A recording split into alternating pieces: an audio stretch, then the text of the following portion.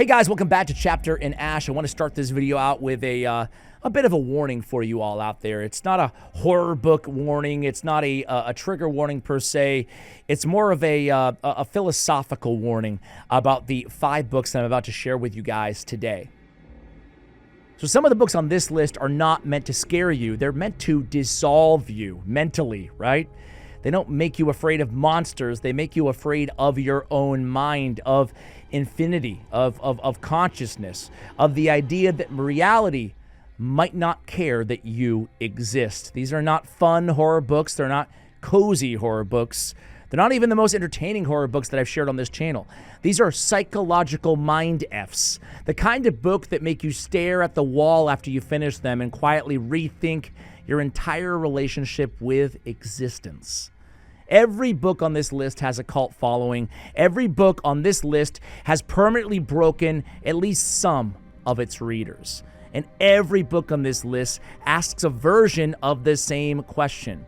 What if being alive to begin with is the horror story? Today, I'm giving you my picks for the top 5 existential and psychological horror novels. They don't just mess with your head.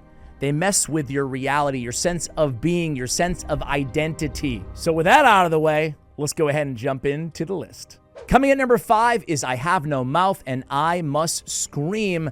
This was written by Harlan Ellison in 1967. This is just a short story. You can bust it out in an hour or two. But I'd highly recommend you do, because you clicked on this video, so you must be at least somewhat intrigued, right? This is a messed up little story of the nth degree. It's about the sadistic supercomputer AI named AM that basically wipes out almost all of humanity. Now, this was written in 1967, but golly, it sounds like it could be real in the not so distant future. It does, though, however, keep 5 humans alive. And it reshapes their bodies, their sexuality, everything about them, their complete identity, and it also makes them immortal. It prevents them from dying. And it does all this while torturing them out of one thing, only one emotion, and that is hatred. Pure, unadulterated hatred. There's so many different themes in this short story. It's staggering for something as short as this to have such a profound effect for decades and decades on its readers. But some core themes are consciousness as punishment. Consciousness as punishment, right? God in this worldview is basically this sadist machine, this AI, right? Cruelty is immortality in this book, and really the absence of mercy and good in the universe really defines this short story. So like I said, it's a real psychological mind F, honestly. This one, again, is a good place to start, I would say, because it's so short, but that does not make it any less cruel and does not make it sit with you any less kind of dense and numb when you're done reading this story. It's really hugely been influential as well on sci-fi, on horror, and even on gaming culture as well. It's constantly referred to in discussions as the definition of cosmic nihilism. Boy, does that sound great for a list like this.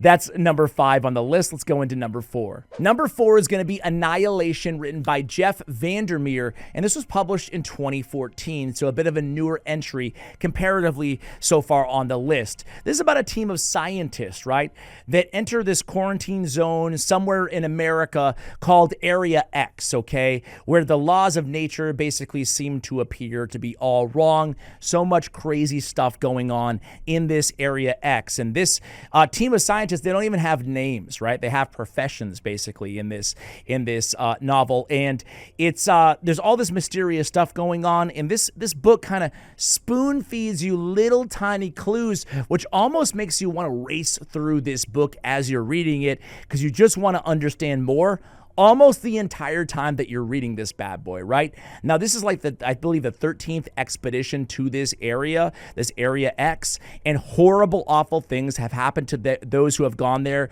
previously, to every single expedition, right? Including one of the protagonist's husbands and all kinds of stuff. Like, some of them have gotten cancer and just worse things. Some of them disappeared altogether, right? So you do unlock a lot of the mysteries throughout this novel. So it's not like it just leaves you one of those books that leaves you just questioning everything. It does resolve quite a few of quite a few of these issues rather in the book. But basically, this environment there seems to be kind of rewriting itself. The narrator slowly realizes, the main protagonist here, that she may not be fully human. So really kind of juxtaposing this mental fatigue that the protagonist is going through and all the others, right, in this expedition, but also the physical changes not really mixing with the laws of reality and nature as we know them at the same time. So it's mental and physical at the same time, kind of layered onto each other. Evolution is seen as like almost horror. That is the aspect of this area of this novel. There's no villain here. There's not even a clear threat. It's like this whole novel permeates that there's something deadly out there that's going to ruin you mentally and physically, but there is no real clear threat. And as I said, some answers do get, or some questions do get answers throughout it, but there's no like massive final revelation. And that's what kind of keeps your brain trying to impose logic where basically the entire novel itself kind of rejects logic. That's the mystery of this novel, right? You finish this book feeling like your internal narrator, right, has been somewhat corrupted. So anyway, this book has a massive cult following as well. It was actually adapted into a major film in 2018, I want to say. I have not seen the movie Annihilation, but if you have and you recommend it to me, let me know in the comments below. That's Annihilation coming in at number 4. Can you describe its form? No.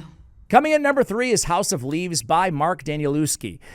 This one was published in 2000, and boy, this is a big one. This is a big one that we have not spoke about here on the channel, and it's kind of crazy to think that we haven't spoke about this. People, unlike any other book that we talk about in this video, people either love it or they hate it, right? Because the entire book, in terms of the way that it's written, the way that it's published, even on the actual paper, is an absolute mind-f in terms of House of Leaves. And it can be a challenging read. There's no doubt about it. But if you stick with this one, I haven't met many people who actually finished it that really hated it, right? It's one of those do not finish beforehand, but if you can stick with it, it might be your jam. So this man basically discovers this manuscript that's analyzing a documentary film, right? That's kind of how it's in this house. It's basically larger on the inside than it appears on the outside, okay? The house begins to basically change shape. So hallways appear and rooms stretch kind of basically to infinity. All this crazy stuff starts happening, right? Darkness starts consuming its explorers, and the manuscript itself becomes unstable, right? Some of the words are written like upside down and stuff like that. Footnotes start to contradict each other. There's no reliable actors, right? At some point, you start questioning absolutely everything. Text starts disappearing, literally and figuratively as well. The book itself becomes a maze. It's crazy, this one. It's crazy because it turns the act of reading it in itself as kind of an act of horror and confusion. It's crazy. The book is almost gaslighting you, right? It forces you into this basically physical changes where you have to rotate the book, and it really does create some level of paranoia within the reader. This is a longer read, a challenging read as well. But I would recommend, if you haven't read it yet, or you haven't been able to read it, to try to do it in little spurts, but consistently, right? So read a little bit, a few pages a day. To me, that's the best way to approach a novel like House of Leaves, which is a big undertaking, but it's probably one of the most famous cult novels ever written, at least in the last like 30, 40 years, right? It's constantly referred to in horror and literary circles all around, has an obsessive fan theories and annotations, and it's just really crazy. It's a book that I would say is most prominently cited as one that absolutely just broke people's brains by the end of it. That is House of Leaves, coming in at number 3. Coming in at number 2 is A Short Stay in Hell. A Short Stay in Hell by Stephen Peck, written in 2012. So another short story here, guys. So this book is about a Mormon man who dies, okay? And he goes to hell. He wakes up in hell. but not the hell that we all think of, right? Not the fire and the flames and the devils and the whatever the heck's there. But this is a library, a massive library. Think Library of Alexandria, but way bigger, right? This has every book ever written, but then every book that ever could be written, and every single possible combination of letters, right? So if we have infinite time, as you guys know, theoretically, this could exist, right? Everything that could be said or could be written could be said in any single combination as well. So this guy's task now, this protagonist here, is to find the one book that tells the exact story of his life. That is his hell. But if he finds it, he can leave.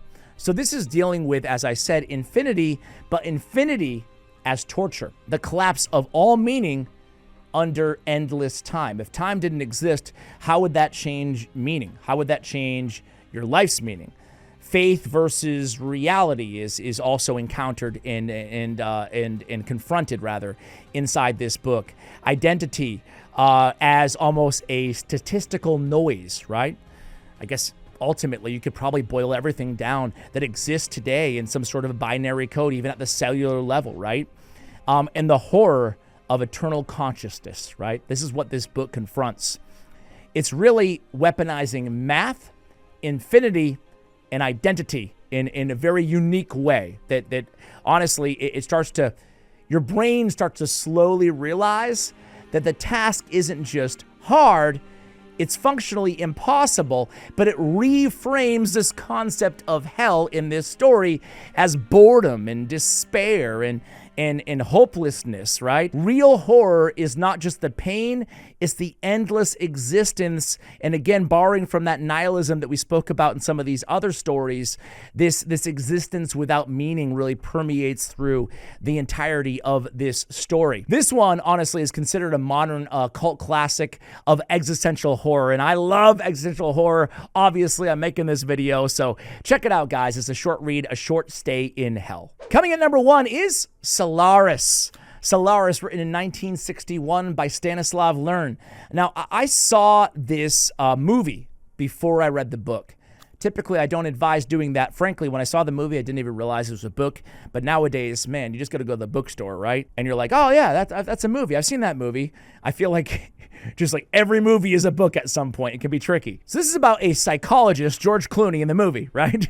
I'll stop mentioning it now, who's sent to this space station that is orbiting this mysterious planet called Solaris, okay? The planet appears to have this, basically this sentient ocean on it, right? So this ocean seems to be doing disturbing things to the crew, so the psychologist goes there to check on everybody. But the thing is, everybody's dead except for 2 crew members by the time that he gets there. So basically, he finds these 2 crew members are acting very strangely, and he starts getting visits by somebody from his past who is no longer with us, right? And it looks like everybody on that crew are having these like massive hallucinations that might not be hallucinations.